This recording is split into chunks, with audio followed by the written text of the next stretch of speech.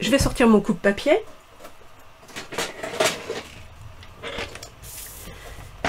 Et on va commencer par tailler notre feuille A4 en deux en format portrait. Donc je reste comme ça et je vais couper à 10,5.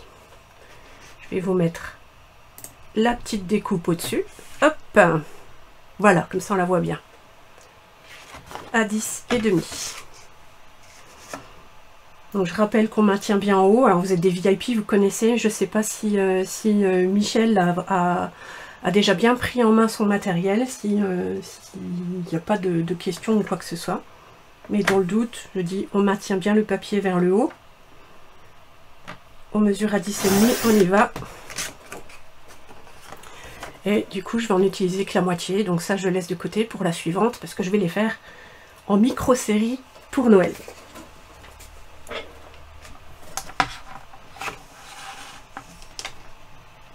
J'ouvre mon bras, j'ai pas besoin d'ouvrir le bras. Oh, une petite pensée pour vanner. J'ai pas besoin d'ouvrir le bras. Ce morceau, on va le tourner, on va le prendre en format paysage. Et hop, je descends, je vais changer, je vais vous mettre les mesures en haut. On va faire un pli à 3 cm et ensuite découper à 10,9. Donc on commence à se mettre à 3 cm. On prend la lame de pli et on trace. Ensuite je me mets à 10,9. Vous savez que j'aime bien jouer avec les millimètres pour faire en sorte que la carte se plie bien, soit bien adaptée. Donc j'enlève 1 mm à mes 11 cm et là je coupe. J'ai un premier morceau comme ceci.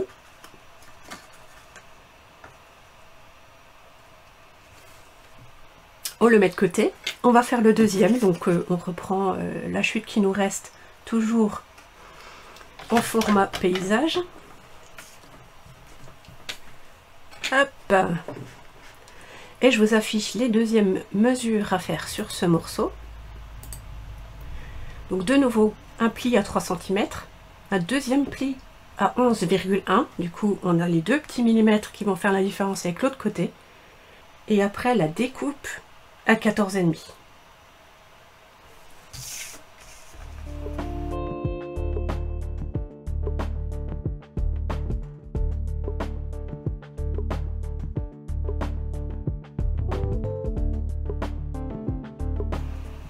Super. Merci les pouces, ça me permet de voir que ça suit. Je marque mes deux plis. Sur ce morceau, en fait, du coup, vous avez un pli à 3 ici, et de l'autre côté, vous aurez 3,5. Donc, il y a le petit et un peu plus grand. Ok, vous avez vos deux morceaux. Et on a du coup ces deux bandes de 3 cm qui vont venir se coller l'une à l'autre. Alors, pour ça, moi, je conseille le scotch double face. Si vous avez, c'est franchement l'idéal. Sinon, il va falloir y aller par toute petite pointe de colle. Donc là, je prends mon scotch double face. Je mets du scotch à ras du bord ici. Je vais faire un U en fait. Hein, ici et en bas. Et après, le long de mon pli ici.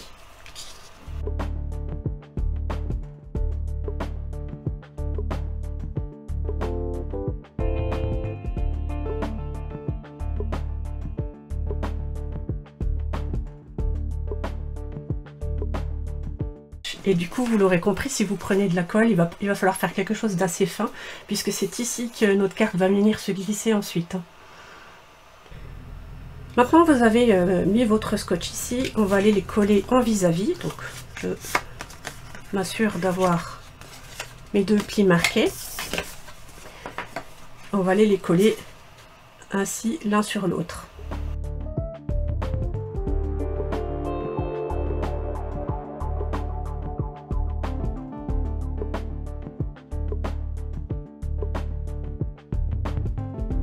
Alors là je fais comme ça, mais on pourrait On pourrait très bien prendre à plat et puis s'assurer qu'ici ça se rejoigne bien. L'essentiel vraiment c'est d'avoir quelque chose de proche, de rapproché. Je prends mon plioir en os, je renforce là où j'ai mis le scotch. Puis comme d'habitude, vous savez, je vais écraser mes fameux petits bourrelets pour que ce soit beau, parce que comme on a coupé dans un sens et que c'est une carte qui, dans le papier, va se voir des deux côtés, que ce soit bien net, bien propre.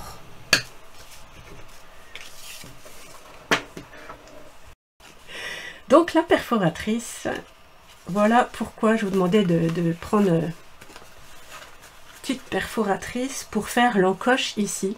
On n'est pas obligé, hein, on pourrait très bien aller directement mettre la carte directement là-dedans. Voilà, je trouve que l'encoche, ça rajoute quand même un petit truc sympa de ce côté aussi. Hein. On voit bien du coup que c'est quelque chose à faire sortir de là-dedans. Et puis, ouais, c'est pas forcément évident d'aller trouver l'ouverture comme ça.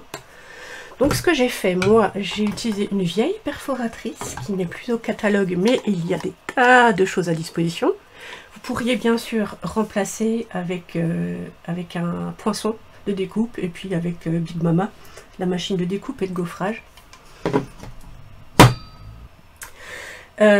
On va prendre la partie comme ça qui est pincée, on va replier la carte derrière, comme ça j'ai ma partie pliée ici.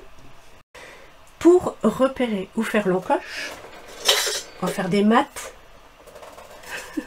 Non oui, je plaisante, il n'y a pas de maths. Et on va les marquer la moitié, enfin le centre là, de notre papier. Donc je rappelle, hein, c'est à l'endroit où les deux morceaux se rejoignent. Donc comme on a 10,5, on va marquer un petit point à 5,25 grosso modo. Juste un repère. De toute façon, ça dépendra également de la taille de la marge que vous avez ici en largeur de votre perforatrice. Pour ensuite aller repérer ici.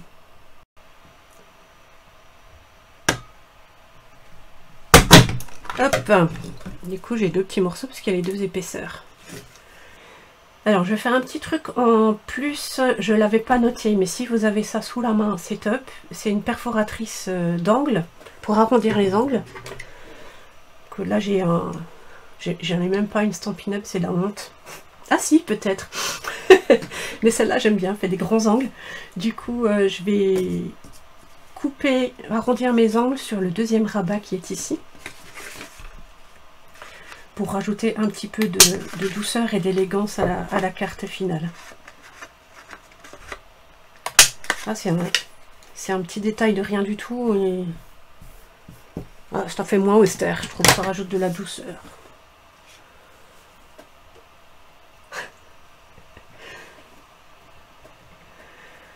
Ensuite, il va falloir prendre du papier motif.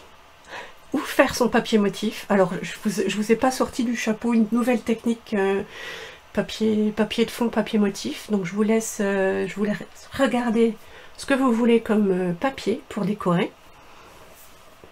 Moi, je vais prendre comme sur le modèle, le papier motif de la collection qui va sortir en novembre, que je vous avais montré en vidéo rapidement de présentation.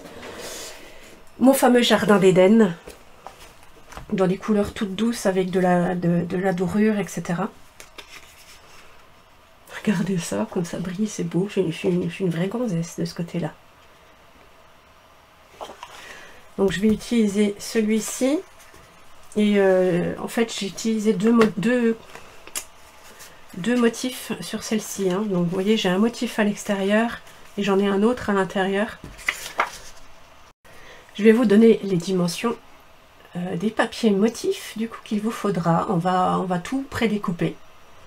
Enfin prédécouper, on va préparer nos morceaux de papier motif. Et il faut à chaque fois 2 fois le morceau, donc 1 fois 3 fois 10, 2 fois 3 fois 10, oh punaise, et 2 morceaux de 7,5 par 10. Donc sur ce morceau là je vais faire 1 fois un 3, 1 fois un 7,5, et après ici je vais faire 1 fois un 3, 1 fois un 7,5. pour mon rabat, du coup, il va falloir que j'arrondisse 2 angles. Et je vais coller les 2 papiers à l'extérieur.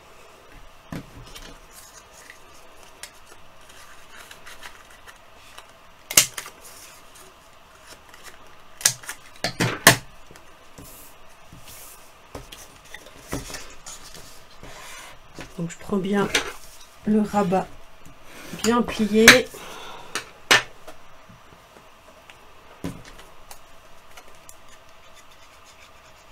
Ne collez que le papier extérieur, hein, ne collez pas ceux de dedans. Hein.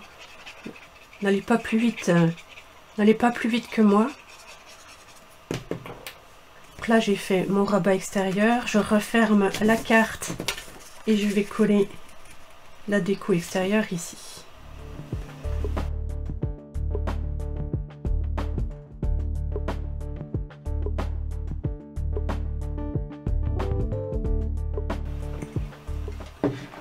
Ah, vous voyez, elle n'arrête pas de s'ouvrir toute seule.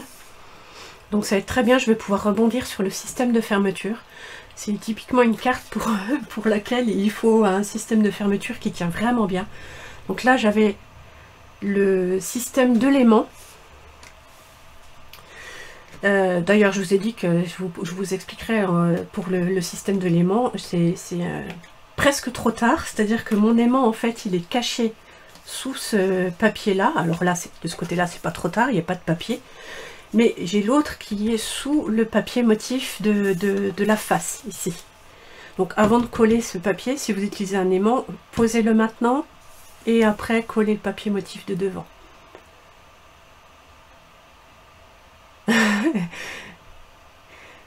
Ah bah voilà, super Elodie, enfin, tu vois ça tombe à pic.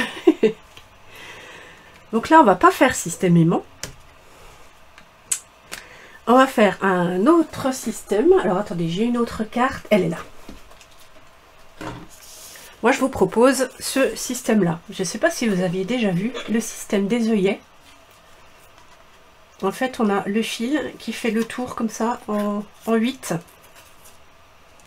Donc la ficelle permet de maintenir la carte en passant en 8 comme ça autour de nos perfos. Donc pour ça, je disais, il faudra perforatrice ronde ou matrice ronde. Vous l'aurez compris, il ne faut pas quelque chose de trop grand pour le coup, pour pouvoir en caler un rond en haut et un rond en bas. Donc on avait une chute de papier au tout début, ça c'est ce qui nous restait de notre demi A4. Et ben ça va être pile poil comme on dit, pour faire nos 2 perfos rondes. Et là, si vous êtes les heureuses détentrices de l'outil touche à tout, avec la partie qui pique-pique, on va pouvoir aller percer les 2 ronds en leur centre.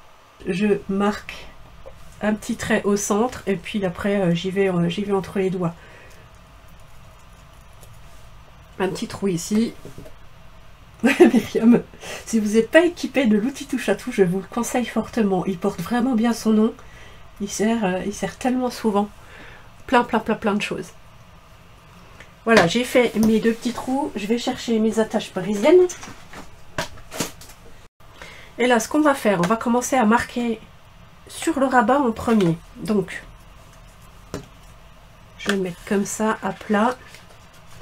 Je vais essayer de repérer, je suis désolée Myriam, mais on va essayer de repérer à peu près le centre. Sinon, on prend une règle, on fait une diagonale, on marque, une autre diagonale, on marque, et puis on arrive pile au milieu. Moi, une fois de plus, comme une barbare, j'y vais comme ça à l'œil. Et je perce à travers. Attention, ne prenez qu'une seule épaisseur, hein. N'allez pas prendre l'intégralité de la carte, ce serait dommage d'aller percer de l'autre côté. On ne perce que le rabat. Et du coup, je vais mettre mon attache parisienne.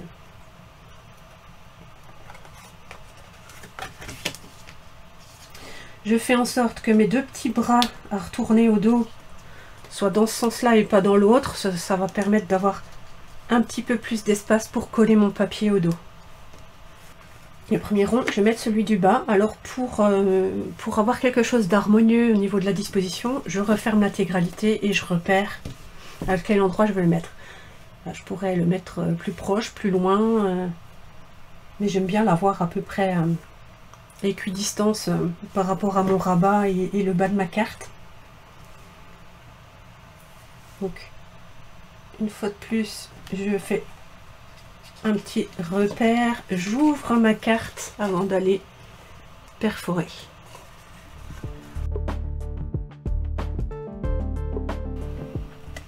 Et je mets mon attache.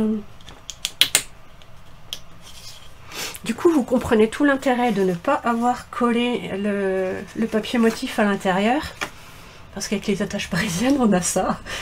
Donc, les deux papiers motifs qu'on a préparés là vont pouvoir servir à masquer mes deux petits morceaux de métal.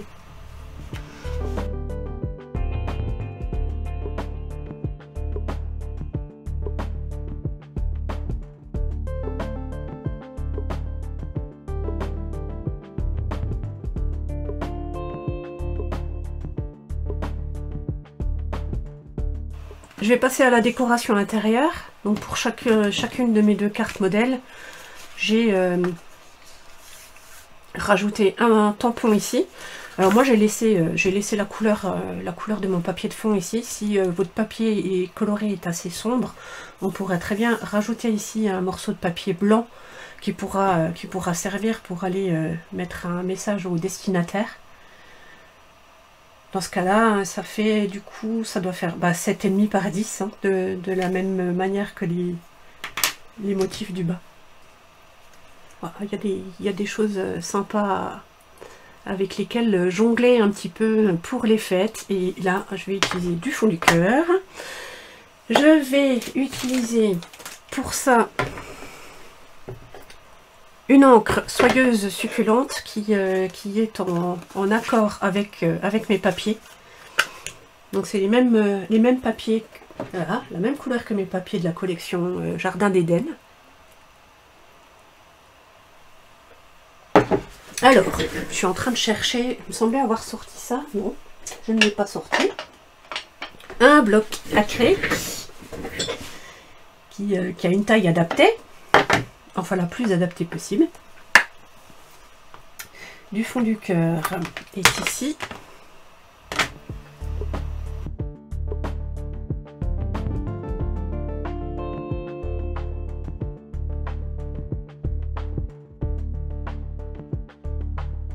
Oh zut. Alors, au début, l'ouverture ici est un petit peu fastidieuse, mais une fois qu'on a fait l'a fait une fois et mis la carte, après ça va on appelle ça assouplir un petit peu le papier ici. Ce sera beaucoup plus facile ensuite de faire la manipulation. Mais au début, il faut jongler un petit peu. Voilà ce que ça donne. En plus, là quand c'est comme ça, on voit le message ici. Alors on va finir notre fermeture. Je vous disais de prendre une ficelle assez fine, que ce soit fil de lin ou ficelle à rôti, les fameux Baker's Twine. Moi j'ai utilisé du fil de lin. J'ai encore un vieux packaging Stampin' Up, de l'époque où tout était en verre.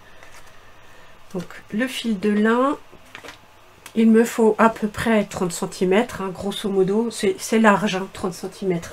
C'est juste que j'aime pas être prise au dépourvu avec un morceau trop court dès le départ.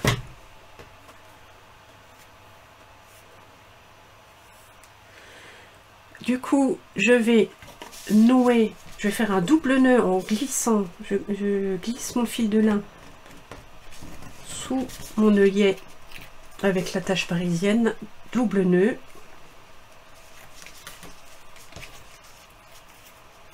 On peut bien serrer, hein, il n'y a aucun souci avec ça.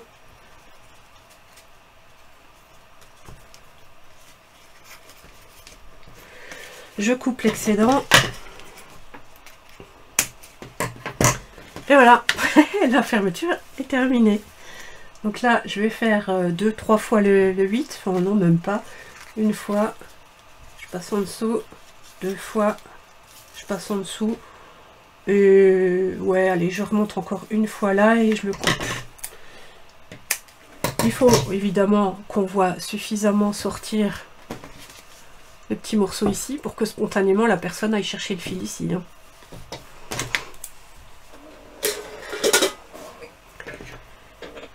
Voilà pour la partie principale de ma carte. Le reste c'est de la déco.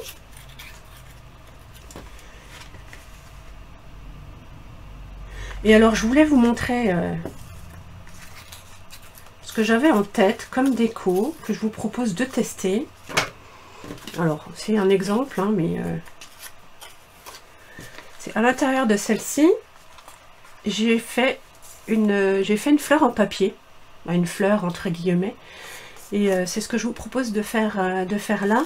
Pour ceci, alors moi j'ai utilisé le fameux papier coton qui est dans la collection Jardin d'Éden, mais là je vais vous le montrer avec un papier basique. Donc pour ça moi je vous avais proposé de prendre plusieurs des tailles de plusieurs ronds différents. Moi j'ai pris ici 4 tailles différentes, 3 suffisent. Il vous en faut au moins 3.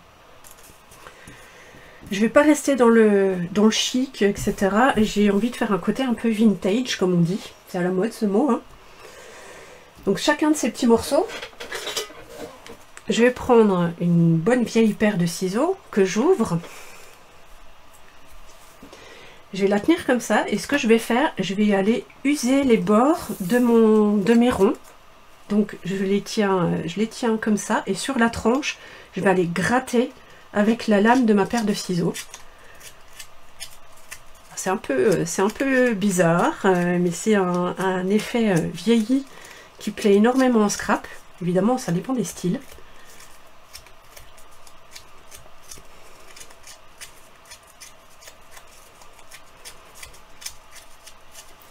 Et voilà, j'abîme le bord de mes cercles. Et puis après, je m'amuse à le chiffonner un petit peu. Je le triture dans tous les sens.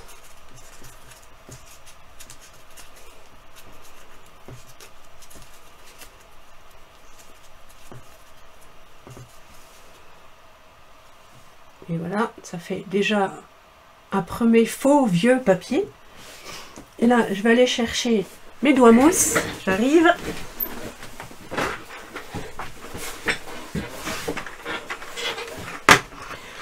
Ma petite boîte de doigts mousse. Ça, je suis désolée, Stampin' Up ne vend pas les boîtes, c'est bien dommage. Mais j'ai mis tous mes doigts mousse là-dedans. Et ils sont rangés, je repère ici la couleur des doigts mousse qui sont ici.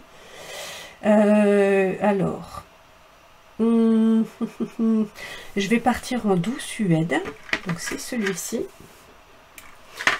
Je vais chercher mon encreur. Et puis, je crois même que j'ai encore de l'encre dessus. Mais je vais aller... Ouais, j'ai assez d'encre. Je vais aller frotter comme ça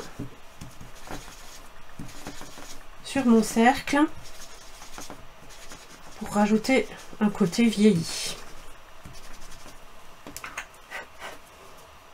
Voilà, je vais faire ça pour chacun de mes ronds. Je vais les superposer. Je vais rajouter une petite attache parisienne au centre. Et ça me fera une déco supplémentaire pour ma petite carte.